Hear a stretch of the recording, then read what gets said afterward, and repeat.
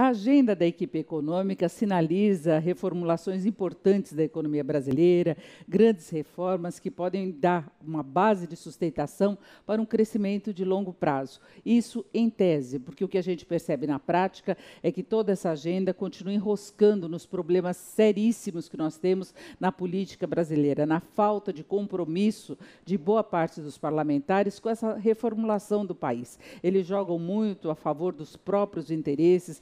Agora mesmo nós temos um bom exemplo, que são as discussões em torno da reforma política, que está se sobrepondo às grandes questões econômicas, e quando vão tratar de questões econômicas, também entra o interesse próprio. Isso aconteceu no Refis, há o toma lá da cá, uma barganha muito grande para que se possa avançar em determinadas matérias. A reforma trabalhista foi aprovada porque havia esse interesse, de um modo geral, havia pressão do empresariado, pode ser uma modernização importante, até para viabilizar mais contratações, menos disputas judiciais no futuro. Mas, no geral, a gente ainda vê muita dificuldade de se levar adiante essa agenda econômica. E aí eu coloco a reforma da Previdência, reforma tributária, a mudança da taxa de referência para os empréstimos e financiamentos do BNDES, a criação da TLP, que está em tramitação no Congresso, o próprio Refis, que poderia ter reforçado as contas do governo neste ano, talvez até evitando a necessidade de uma ampliação da meta negativa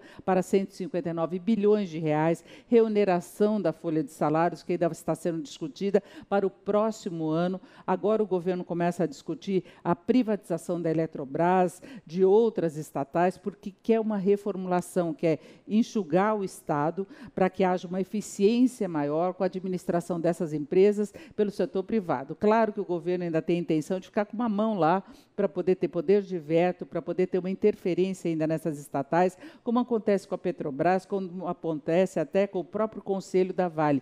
Mas os exemplos que nós temos de privatização no país mostram que a eficiência é muito maior quando as estatais passam para o controle privado. Vale do Rio Doce é um exemplo importante, o setor de telefonia do país, e fora essas grandes questões, a equipe econômica tem trabalhado muito em pontos microeconômicos que entram também no Custo Brasil, tentam reformular, inclusive, o sistema de crédito, que é uma coisa muito difícil, mas acabaram com o rotativo da forma como era. Isso está levando, aos poucos, a alguma redução dos juros, nada que chegue perto do razoável. Nós ainda temos taxas absurdamente altas no país. Mas é importante registrar que nós temos uma agenda econômica e seria muito positivo que ela fosse respeitada também no futuro governo, que ele tivesse esse compromisso com as grandes reformas, com a modernização da legislação brasileira no que se refere à economia. É ver agora o que sairá de 2018, é ver como este governo vai conseguir lidar com essa situação até as próximas eleições, porque muita coisa ainda está sendo encaminhada. E quanto mais eles conseguirem avançar agora, melhor a tarefa para o futuro governo e menos tempo o país vai perder.